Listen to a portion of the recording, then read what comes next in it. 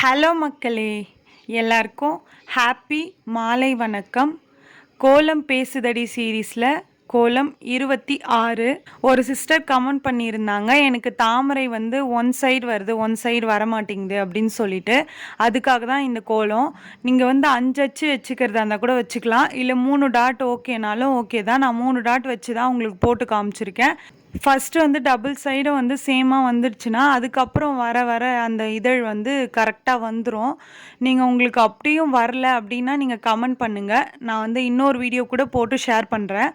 First வந்து எல்லாரும் கமெண்ட்டில் கேட்ட கோலம் வந்து போட்டு முடிச்சிடலாம் அப்படின்னு சொல்லிட்டு நான் நினச்சிருக்கேன்.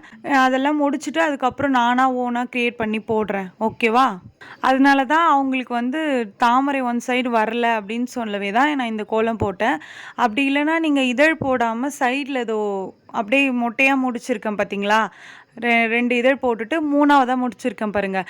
அந்த மாதிரி வேணால் கூட போட்டுக்கோங்க, உங்களுக்கு சைடில் சேமாக வரல அப்படின்னா.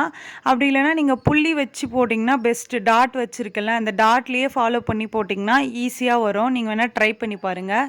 ஆஸ் யூஷுவல் நான் சொல்கிறது தான், கலர் கொடுத்திங்கன்னா அழகாக இருக்கும். அதுக்கப்புறம் என்னென்னா எக்ஸ்ட்ரா டிசைன் வந்து நான் போட்டிருக்கேன்.